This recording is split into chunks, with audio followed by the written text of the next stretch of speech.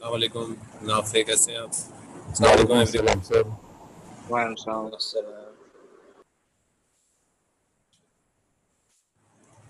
बच्चों, we have discussed measurements and uncertainty. Measurement और uncertainty वाला टॉपिक हमने कवर अप किया था और लास्ट क्लास में हमारा वो टॉपिक फिनिश भी हो गया था। हमने कैलिब्रेशन ऑफ मीटर्स के बारे में लास्ट क्लास में डिस्कशन की थी और that was the end of measurement and uncertainty. ठीक है जी। Today we are going to start new chapter that is kinematics, okay, which is dealing with the motion of the object. Motion, object की motion से related जो भी study है ये हम किस में करेंगे? कैनेमेटिक्स के अंदर करेंगे। So let's put the heading of kinematics and let's start that chapter.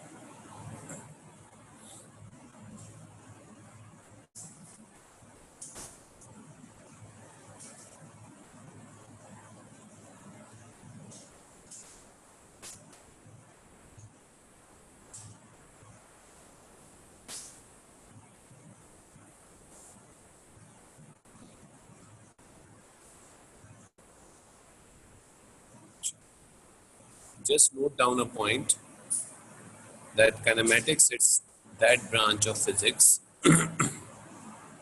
Kinematics is that branch of physics.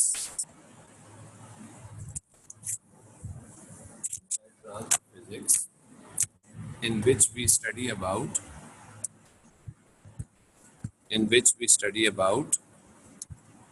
motion. ठीक है जी। तो काइनेमेटिक्स वो ब्रांच है फिजिक्स की जिसमें हम मोशन के बारे में स्टडी करते हैं कि मोशन क्या होता है, जब कोई ऑब्जेक्ट मोशन करता है तो उसके पास क्या कैरेक्टरिस्टिक्स होते हैं। That we are all going to discuss in this chapter which is kinematics. Okay,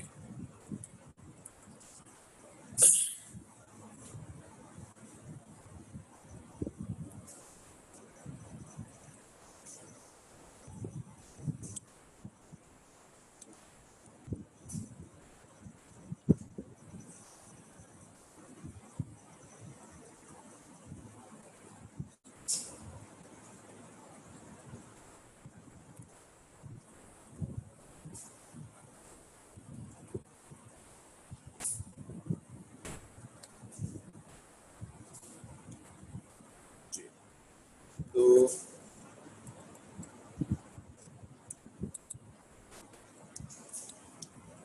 ठीक है जी, काइनेमेटिक्स के बारे में हम स्टार्ट कर रहे हैं। अच्छा जी, लेट्स से हमारे पास एक ऑब्जेक्ट है जो मूव करता है और ये यहाँ से इस तरीके से चलते हुए इस जगह पे पहुँचता है। ठीक है, तो ये इसका स्टार्टिंग पॉइंट है और ये इसका एंडिंग पॉइंट है। तो लेट्स से ये एक आदमी है जिसने यहाँ से अपनी जर्नी को स्टार्ट किया है।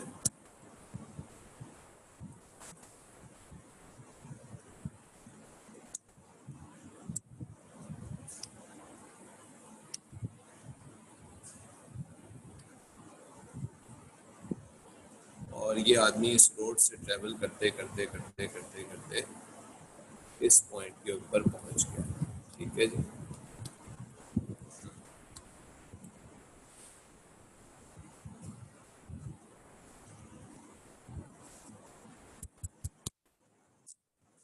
क्या हो रहा है आज इसके साथ? अजीबो गरीब चल रहा है ये।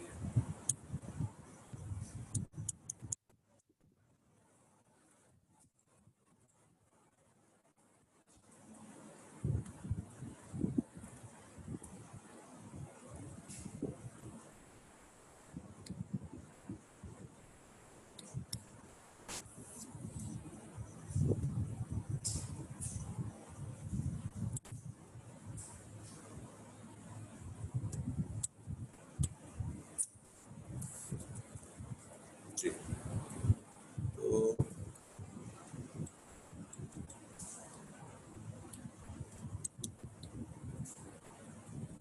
अच्छा जी, हमारे पास एक आदमी है और ये आदमी एक रास्ते पे ट्रेवल करता है और ये इसका रास्ता है, ये रोड है और इस रोड पे ट्रेवल करते करते करते ये अल्टीमेटली इस जगह के ऊपर पहुंच जाता है। ठीक है जी, ये रोड है।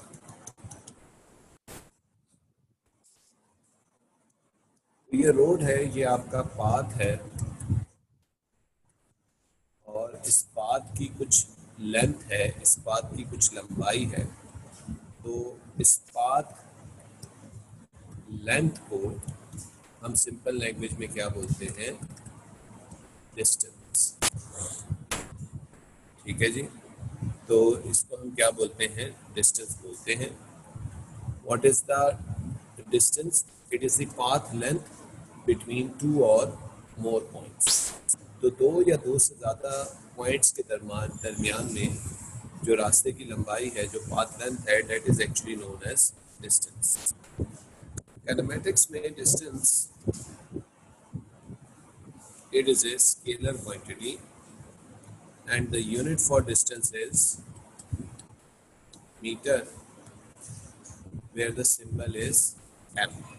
ठीक है, अच्छा जब हम कोई डिस्टेंस का सिंबल बनाते हैं, यानी हमें डिस्टेंस पूरा नहीं लिखना, हमने उसको एक वर्ड से या सिंबल से एक्सप्रेस करना है, तो उसके लिए हम सिंबल बनाएंगे टी। डिस्टेंस का यूनिट है मीटर और मीटर को एक्सप्रेस करने के लिए हम क्या सिंबल बनाते हैं? एम।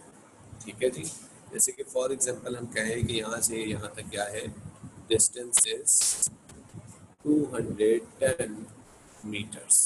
ठीक है जी, तो इस तरीके से हम इसको एक्सप्रेस करते हैं। ठीक है, सो what is the distance? It is a path length between two और मोर पॉइंट्स। लेकिन अगर हम इस स्टार्टिंग पॉइंट को इस एंडिंग पॉइंट से एक स्ट्रेट लाइन से जोड़, let's say we made a straight line from here to here. ठीक है जी, तो हमने स्टार्टिंग और एंडिंग पॉइंट को एक स्ट्रेट लाइन से जोड़ दिया है और ये जो स्ट्रेट लाइन आपके पास है, this straight line is displacement. ठीक है जी, so what is a displacement? It is a shortest distance between two point. दो पॉइंट्स के दरमियान में जो शॉर्टेस्ट डिस्टेंस होगा उसको हम डिस्प्लेसमेंट कहेंगे, और ये हमेशा किस तरीके से रहेगा? It is always in a straight line. ठीक है जी, it is always in a straight line. ठीक है, नोट कर लीजिए इसको।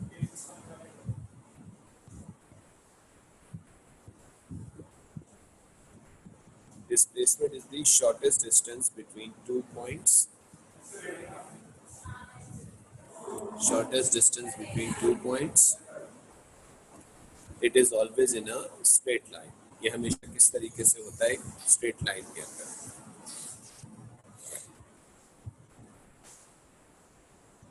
डिस्प्लेसमेंट के लिए जो हम सिंबल एस में इस्तेमाल करेंगे, एस लेवल फिजिक्स में, इसके लिए जो हम सिंबल यूज करने वाले हैं इस साल, वो है एस का सिंबल।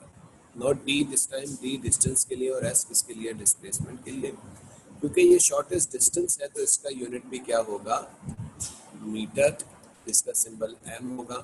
लेकिन ये एक वेक्टर क्वांटिटी है, यानी इसके पास डायरेक्शन है। ठीक है जी, और अगर वेक्टर है, डायरेक्शन है, तो इसकी डायरेक्शन कहाँ होती है? तो इसकी डायरेक्शन टूवर्ड्स एंडिंग पॉइंट होती है, जो आपका आखिरी पॉइंट है।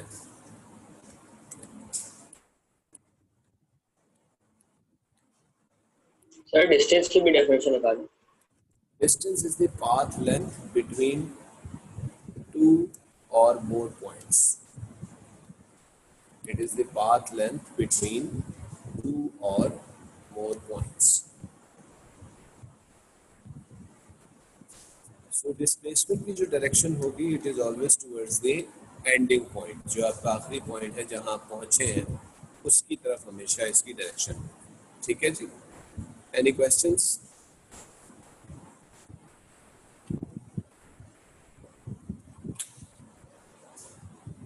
If anyone is having any question? No, sir.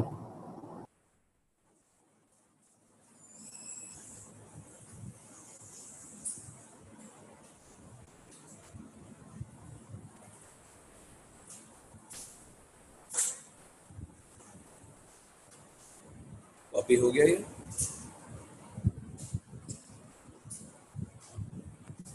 Ji sir हो गया। जी sir.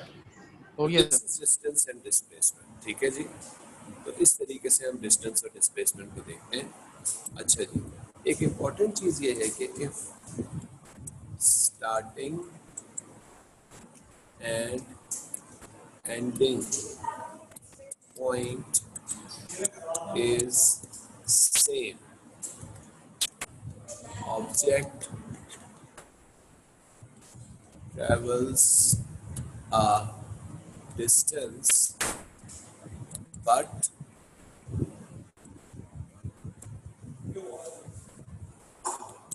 its displacement is zero।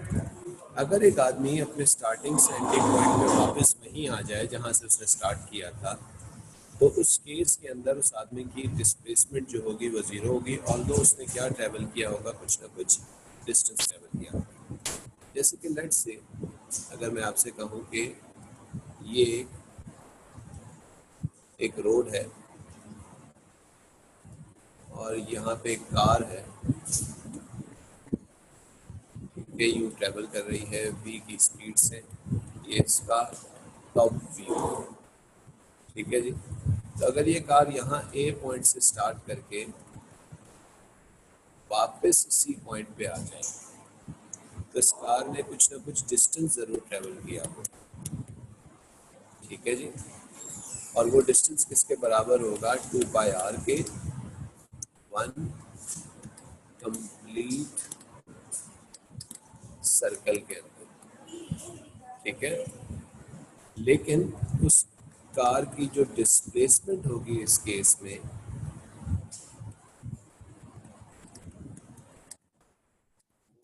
होगी 0 इन 1 कंप्लीट साइकिल, ठीक है जी। Any question in that? Sir circle में डिस्प्लेसमेंट होगी तो कैसे? क्या कह रहे हैं? सर्कल में डिस्प्लेसमेंट होगी भी कैसे? सर्कल में डिस्प्लेसमेंट होगी कैसे, मैं भी बता देता हूँ आपको। बिल्कुल हो सकती है, आर्क ऑफ ए सर्कल में हो सकती है, पूरे सर्कल में नहीं हो सकती, ठीक है। लेकिन अगर ये गाड़ी अपने स्टार्टिंग पॉइंट से वापस उसी जगह पे आ जाए, A to A, ठीक है, तो इसका मतलब है कि उस केस में डिस्टेंस तो होगा इसका सर्कमफेरेंस 2πr, लेकिन डिस्प्लेसमेंट कितनी होगी, 0 होगी। लेकिन अगर मैं आपसे बोलूँ हामिद, लेट्स से ये जो सर्कल है, इस सर्कल का रेडियस है 5 मीटर। ये गाड़ी A से चली और कहाँ पे आ गई, किस जगह आ गई, B पे, ठीक है। A से चल के B पे आई, ये एंगल कितना बन रहा है, 90 डिग्री का। तो इस केस के अंदर यहाँ पे इसकी डिस्प्लेसमेंट यकीनन होगी, ठीक है। और डिस्टेंस सर इसका मतलब अगर वो वापस अपनी जगह पे आ रही है तो वो डिस्प्लेसमेंट 0 होगी, पर जबकि बिल्कुल डिस्प्लेसमेंट 0 हो जाएगी। लेकिन अगर लेट से A to सर B, लेकिन डेफिनेशन में लिखा है ना कि इट इज ऑलवेज स्ट्रेट। हाँ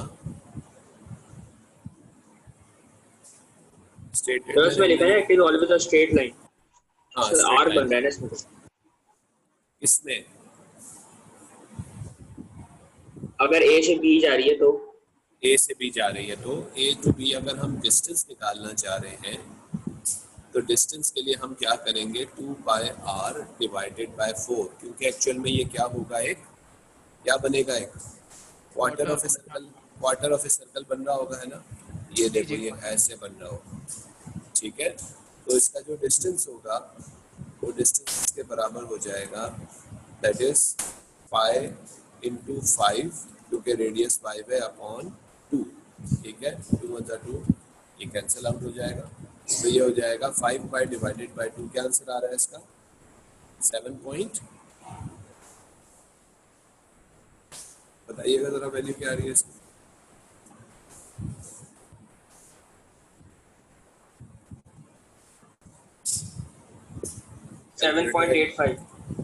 7.85 मीटर्स, तो ये इसका डिस्टेंस है। लेकिन डिस्प्लेसमेंट के लिए तुम लोगों को क्या करना पड़ेगा, तो डिस्प्लेसमेंट के लिए तुम लोगों को स्टार्टिंग और एंडिंग पॉइंट को एक स्ट्रेट लाइन से जोड़ना होगा और ये ऐसे जुड़ेगी। ये ये ऑरेंज लाइन से जो है ये क्या होगी तुम लोगों की डिस्प्लेसमेंट, ये स्ट्रेट लाइन होगी बाय द वे, थोड़ी सी टेढ़ी होगी। अब आप नोटिस करो ये जो स्ट्रेट लाइन बनी है इसको अगर तुम लोग बाहर निकाल के देखो तो एक्चुअल में है क्या चीज़ ये ट्रायंगल बन गया। ये राइट एंगल ट्रायंगल है। तो तुमने हमें, मैं जैसे कि अभी मैंने बताया कि ये हमेशा स्ट्रेट लाइन में होगी, तो हमने बेसिकली यहाँ से अब पाइथागोरस लगा के इसको निकालना है। पाइथागोरस भी लगा के बड़े आराम से निकाल सकते हैं क्योंकि रेडियस दोनों साइडों पे सेम ही रहेगा, ठीक है। तो ये हो जाएगा, अगर ये डिस्प्लेसमेंट s है तो s is equal to hypotenuse is equal to base square plus perpendicular square और 5√2। ठीक है, बिल्कुल सही कह रहे हैं। तो ये हो जाएगा एक्चुअली में displacement is equal to 5 square plus 5 square. तो 50 का स्क्वायर होता है 7.07, है ना, ये 7.1 जी सर, अप्रॉक्सीमेट 7.07 आ रहा है। सही। तो ये डिस्प्लेसमेंट हो जाएगी हमारे पास, एक्चुअली में ये 25 होगा, ये 25 होगा, 25 प्लस 25 50 हो जाएगा। और 50 का जब आप रूट लोगे तो डिस्प्लेसमेंट कितनी आ रही है 7.07 मीटर्स। तो ये आपकी डिस्प्लेसमेंट इस तरीके से। Is that clear now? जी सर। कॉपी कर लीजिए जी सर। सर अगर ये गाड़ी बिल्कुल ऑपोजिट हो अपने दूसरे ट्रैक पे तो डायमीटर हो जाएगा डिस्प्लेसमेंट। बिल्कुल सही कह रहे हो। अगर हम ये गाड़ी यहाँ से सी पॉइंट पे आ जाए तो उस केस में जो हमारा डायमीटर होगा वो डिस्प्लेसमेंट होगी, और ये जो पूरी 180 डिग्री की आर्क बनेगी, ये 180 डिग्री की आर्क हमारा डिस्टेंस हो जाएगा, ठीक है।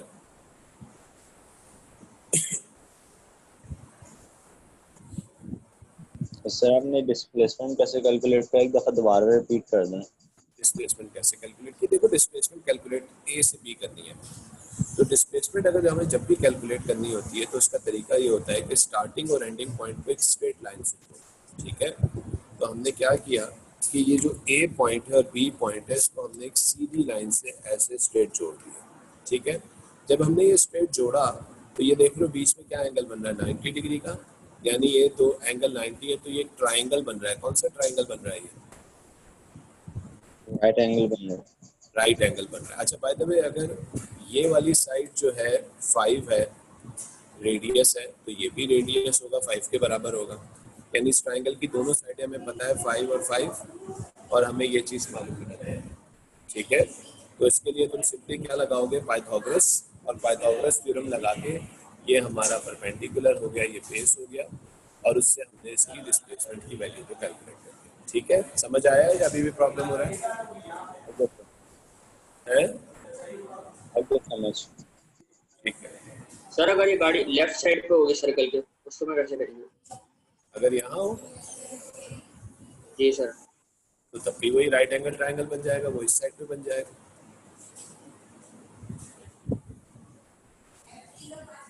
ठीक है। देखो डिस्प्लेसमेंट निकालने का सबसे अच्छा तरीका क्या है, डिस्प्लेसमेंट कैसे निकलती है, स्टार्टिंग पॉइंट को एंडिंग पॉइंट से किससे जोड़ना है, किससे जोड़ना है, सीधी लाइन से। तो सीधी लाइन से जो तुम जोड़ोगे वो हमारे पास क्या हो जाएगी, इसकी डिस्प्लेसमेंट, ठीक है जी। हाँ, अब वो पॉजिटिव होगी नेगेटिव होगी शुजा, वो एक अलग चीज़ है, वो एक अलग कहानी है, उस पर भी हम बात करेंगे बाद में, लेकिन अभी हम लोग उस बारे में बात कर नहीं रहे, ठीक है।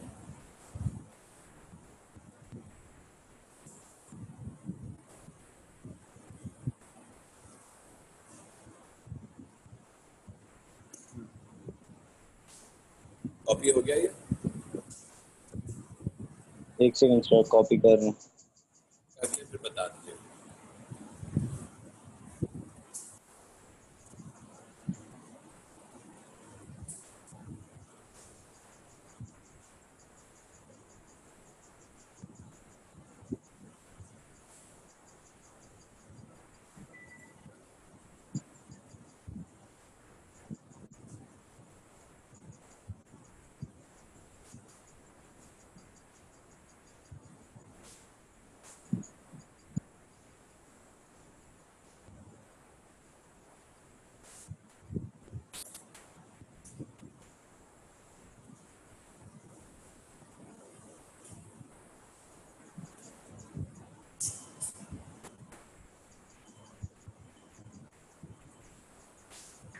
हो गया सर।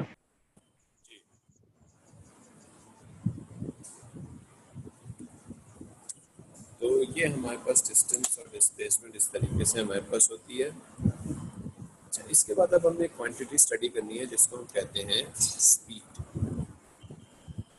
स्पीड क्या चीज़ होती है? तो स्पीड को हम डिफाइन करते हैं distance travel per unit time. ठीक है जी। So speed is distance travel per unit time. इसका मतलब ये होता है कि एक सेकंड में ऑब्जेक्ट ने जितना भी डिस्टेंस ट्रेवल किया है उसी को हम उसकी क्या कंसिडर करेंगे? स्पीड कंसिडर करेंगे। ओके, फॉर्मूला फॉर्म में हम इसको कैसे लिखते हैं? v। अच्छा, स्पीड के लिए v थोड़ा सा हम यूँ घुमा के बनाते हैं। v is equals to distance upon time. ठीक है जी। तो जो स्पीड का सिंबल है v वो थोड़ा सा ये घुमा हुआ होता है और इट इज़ अ डिस्टेंस पर यूनिट टाइम। ठीक है जी। इसका यूनिट हमारे पास होता है मीटर्स पर सेकंड और ये भी कैसी क्वांटिटी होती है? एक scalar quantity. This is all you study in O levels. O levels में आप ये सब स्टडी कर चुके हो, है ना? जी सर। जी सर।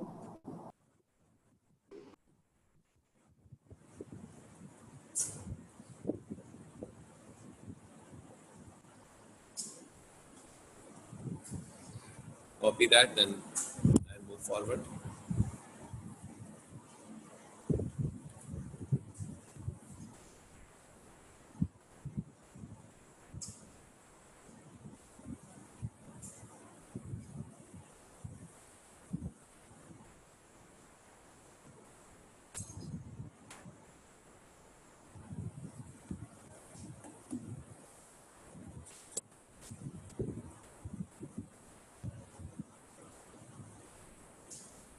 बेटा एस डिस्प्लेसमेंट के लिए होता है, डिस्टेंस के लिए नहीं होता है। नुमान, डिस्प्लेसमेंट के लिए एस होता है, डिस्टेंस के लिए डी होता है। ठीक है,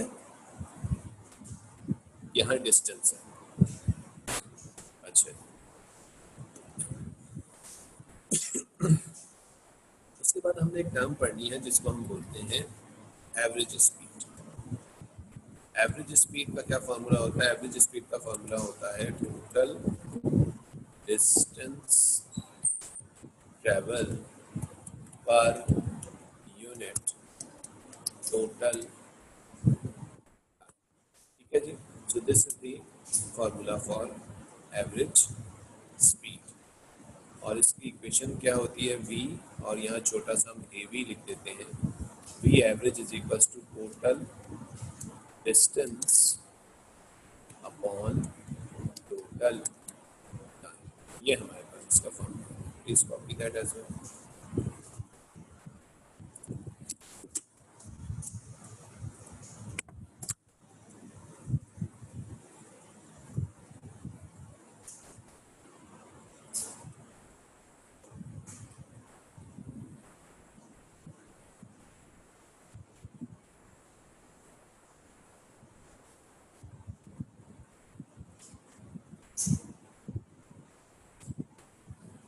जी, हो गया कॉपी?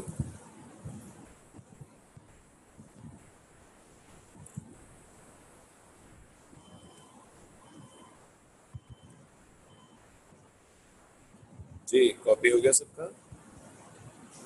जी सर, हो गया। Now we will do a question for an average speed। एक average speed के related हम एक question करेंगे। ठीक है, और let us see कि हमारे पास इसके कॉन्सेप्ट कितने क्लियर हैं। ठीक है,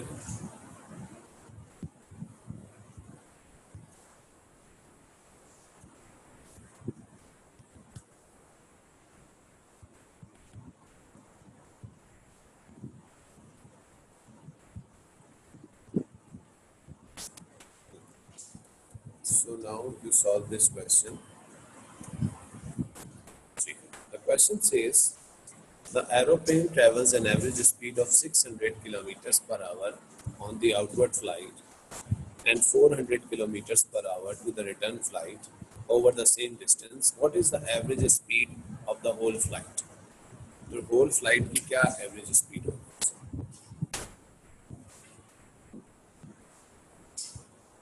जी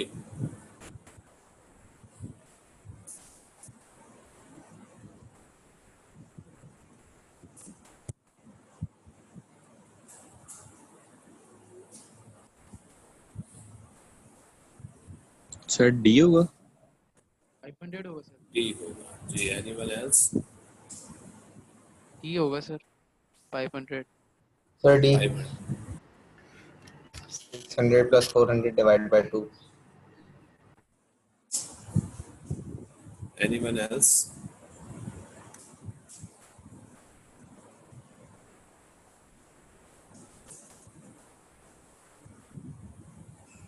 थोड़ा सा दिमाग लगाइए सारे।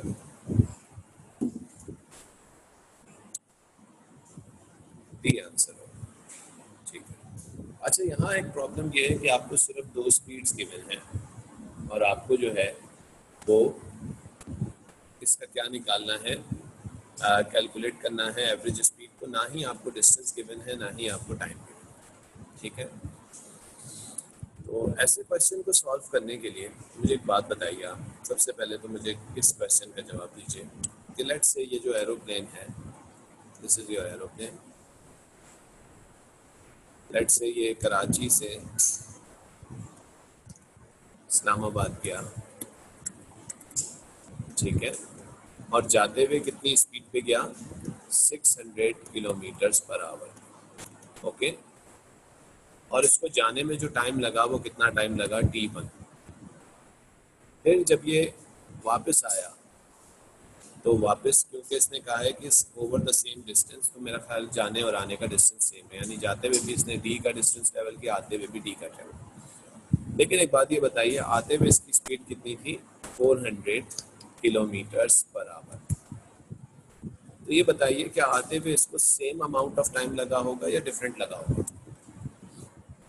डिफरेंट। डिफरेंट जी, डिफरेंट लगा होगा, डिफरेंट ज्यादा लगा होगा। ज़्यादा लगा ज़्यादा होगा, टाइम, ज़्यादा ज़्यादा टाइम। टाइम लगा होगा। यानी हम ये कहेंगे कि t2 is greater than t1, है ना भाई? एनी क्वेश्चन एनीवन इसमें? किसी को कोई प्रॉब्लम इसमें? तो ज्यादा टाइम क्यों लगेगा? बेटा क्योंकि जाते Speed हुए का कितनी मतलब स्पीड से ज़्यादा था? 600 से गया था, और आते हुए जो है वो 400 से वापस आया, इसलिए टाइम ज़्यादा लगेगा। जी, किसी को क्लियर नहीं हुआ? आफिया, शुजा, प्रॉब्लम हो रहा है अभी भी? क्योंकि बेटा जाते हुए आपका एरोप्लेन 600 किलोमीटर पर आवर से गया था और आते हुए 400 किलोमीटर पर आवर से हो रहा था। तो इसका मतलब ये है कि जाते हुए जल्दी गए थे आप, तेज स्पीड से गए थे तो कम टाइम लगा होगा, और वापसी पे स्लो आए हैं तो ज़्यादा टाइम लगा होगा। Any question anyone? नो? अच्छा, अब इस केस में जो हम एवरेज स्पीड निकालते हैं उसका फॉर्मूला होता है v is equals to v average is equals to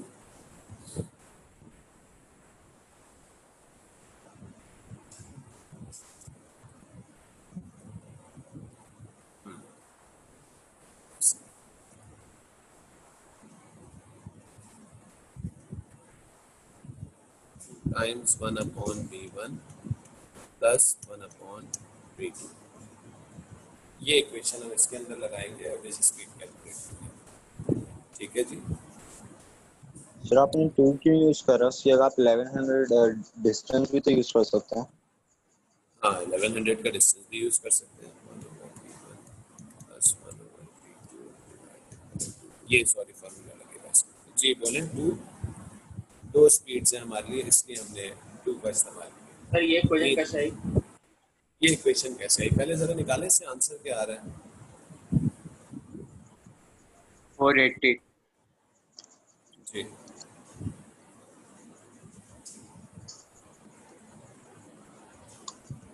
check करें सारे इसको।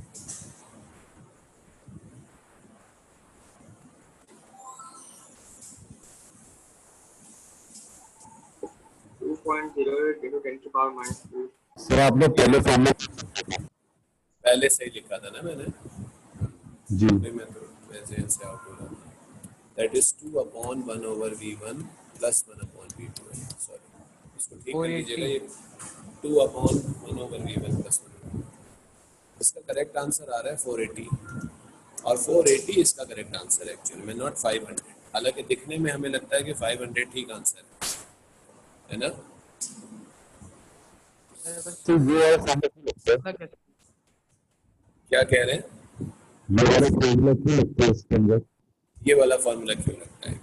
कि आपके पास डिस्टेंस ट्रेवल सेम है और टाइम ऑफ ट्रेवलिंग डिफरेंट है, इसलिए ये फॉर्मूला है। ये फॉर्मूला बना कैसे मैं वो भी बता देता हूँ, ठीक है जी। तो ये कौन सा केस है? क्योंकि इसमें डिस्टेंस ट्रेवल सेम है और आपके पास टाइम ट्रेवल जो है जाने और आने का डिफरेंट है, इसलिए हमने ये फॉर्मूला इसमें अप्लाई किया, ठीक है। अब ये फॉर्मूला बना कैसे है ज़रा वो भी देख लेते हैं। लेट्स डू दैट जी। तो जाते हुए हमारी क्या स्पीड थी? v1। आते हुए हमारी स्पीड क्या थी? क्या स्पीड थी? v2। जाते हुए डिस्टेंस d था, आते हुए भी डिस्टेंस d था। जाते हुए टाइम t1 था, आते हुए टाइम t2 था। एग्रीड सारे? इसमें किसी को कोई problem? No sir. No sir. ये बताइए गोइंग, ठीक है जी, और ये है रिटर्निंग। अच्छा, अब आप ज़रा इसको ध्यान से देखिएगा। अगर हम गोइंग के लिए बात करें तो गोइंग के लिए स्पीड का फॉर्मूला होगा v1 is equals to t upon t1, है ना। और अगर मैं t को सब्जेक्ट बना दूं यहाँ पे तो t1 is equals to t upon v1, यही हो जाएगा। जी सर। जी सर। t को इसलिए सब्जेक्ट बना रहा हूँ क्योंकि t दोनों केसेस में डिफरेंट है और v भी ऑब्वियसली डिफरेंट है, लेकिन मैं t डिफरेंट है इसलिए उसको बना रहा हूँ। इसी तरीके से रिटर्निंग के केस में t2 बराबर हो जाएगा d अपॉन v2, सही है। जी सर। अब मुझे तो ये बताएगा कि वैसे एवरेज स्पीड का फॉर्मूला क्या होता है? एवरेज स्पीड होती है total distance upon total time, यही होता है फॉर्मूला। जी सर। अब ये मुझे बताइए कि इसने टोटल डिस्टेंस कितना ट्रेवल किया है जाने और आने में, है ना, और टोटल टाइम कितना ट्रेवल किया लगा है इसको।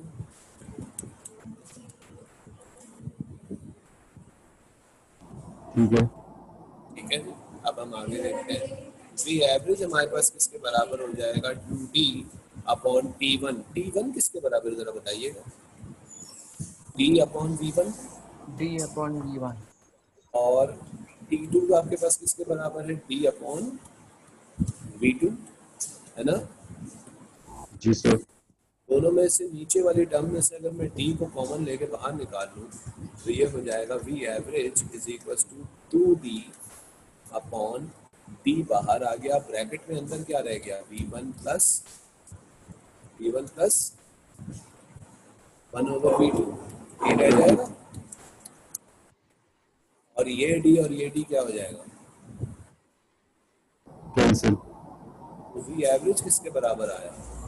2 upon 1 over v1 plus 1 over, ये लीजिए आपके पास।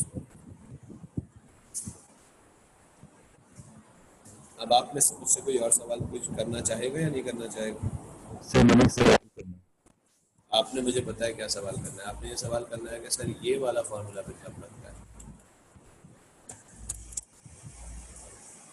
एक और भी सवाल है बोले। सर। ये जो डी है, अगर आपने टी की जगह सब्स्टिट्यूट किया है ये वाला फॉर्मूला, तो अगर आप डी की जगह वाले फॉर्मूले अगर हम डी को सब्स्टिट्यूट करें डी और टी की इन टर्म्स में, तो कैसे बनेगा तो फॉर्मूला? क्या चीज? आपने अभी टी की जगह उसकी सब्स्टिट्यूशन रखी है ना, जैसे डी अपॉन वी टू और डी अपॉन वी वन। अगर ऊपर डिस्टेंस है, डिस्टेंस की जगह अगर हम V multiply by T one कर देते और T two multiply by V two कर देते तो क्या होता है? वो तो आपके पास फिर डिफरेंट टर्म्स में इक्वेशन आ जाती ना। हमें तो बेसिकली एवरेज वेलोसिटी उस टर्म में उसका फॉर्मूला चाहिए था सिंपली, जिसमें आपके पास जो है दोनों स्पीड्स हो, ना ही उस फॉर्मूले में डिस्टेंसेस का इस्तेमाल हो, ना ही उस फॉर्मूले में टाइम्स का इस्तेमाल हो। तो जब भी मैंने टी की वैल्यू सब्स्टिट्यूट की है ताकि टी तो कैंसिल आउट हो जाए और टी की वैल्यू बना के सब्स्टिट्यूट किया क्या, यानी टी भी इटसेल्फ क्या हो जाए, गायब हो जाए। इस अच्छा, वजह से टी डिफरेंट है जब ही किया। ओके। हाँ,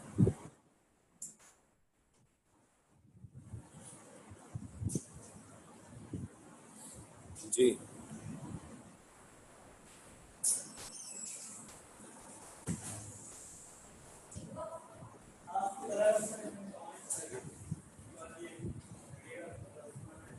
कॉपी हो गया ये? सर वो वाला फॉर्मूला कब लगता है? ये वाला फॉर्मूला नहीं अपॉन जी 2 सर। मुझे ये वाला एक मिनट आवाज सही से नहीं आ रही, बोलो दोबारा। जी से यही वाला अपॉन ये वाला फॉर्मूला कैसे आया ये पूछ रही हो ना? नहीं आया नहीं, मतलब ये कौन सी कंडीशन में लगेगा? हाँ, ये कौन सी कंडीशन में लगेगा मैं भी बताता हूँ। पहले ये वाले फॉर्मूले की कंडीशन समझो। ये वाले फॉर्मूले की क्या कंडीशन है, मैंने क्या लिखा था वहाँ पे? ये वाला फॉर्मूला कब इस्तेमाल होता है? जब हमारे पास डिस्टेंस ट्रेवल जो है वो सेम हो और टाइम जो है वो क्या हो, डिफरेंट हो। डिस्टेंस ट्रेवल सेम हो, टाइम डिफरेंट हो, तो उस केस में हम ये वाला फॉर्मूला इस्तेमाल करते हैं जो मैंने अभी बनाया है, ये वाला 2/1/v1 + 1। लेकिन ये वाला फॉर्मूला कब यूज होता है? व्हेन डिस्टेंस इज डिफरेंट, जब डिफरेंट डिस्टेंस हो एंड टाइम इज सेम, जब टाइम सेम। जैसे कि फॉर एग्जांपल एक कार है, मुझे एक बात बताओ, एक कार ए से बी गई और फिर बी से सी पे गई, ठीक है? अच्छा, ए से बी तक ये टी टाइम चली, यानी लेट से 1 घंटा चली। कितनी स्पीड से? v1 की स्पीड से। इसी तरीके से ये कार फिर बी से सी तक ट्रेवल की v2 की स्पीड से कितने टाइम में? टी टाइम में। जैसे मैं न्यूमेरिक वैल्यू देता हूँ, ए टू बी वो 40 किलोमीटर/आवर से गई, ठीक है? और बी टू सी, सॉरी ये सी है, 60 किलोमीटर/आवर से गई। दोनों दफा 1 आवर चली। तो बताओ ए टू बी उसने कितना डिस्टेंस ट्रेवल किया होगा और सी टू डी कितना डिस्टेंस ट्रेवल किया होगा 1 घंटे में? 40 ए ए टू टू बी बी और ए टू बी 40 किलोमीटर किया होगा और बी टू सी कितना किया होगा? 60 किलोमीटर। क्योंकि दोनों ए टू बी और बी टू सी उसकी स्पीड्स डिफरेंट है और उसका टाइम लेकिन क्या है, दोनों में सेम है। कितना है? 1 आवर। अब इसको न्यूमेरिक फॉर्म में ले आओ, इसको न्यूमेरिकल फॉर्म में ले आओ ताकि हम इसका फॉर्मूला बना लें, ठीक है? तो हम क्या कह रहे हैं कि ए से बी उसने d1 का डिस्टेंस ट्रेवल किया और बी टू सी उसने d2 का डिस्टेंस ट्रेवल किया। डिफरेंट डिस्टेंस होंगे लेकिन टाइम क्या रखा हुआ है हमने इस दफा? सेम रखा हुआ है। Any questions anyone? No sir. अच्छा जी, तो ए टू बी की अगर मैं बात करूं तो ए टू बी में हमारे पास फॉर्मूला लगेगा v1 = d1/t1, है ना?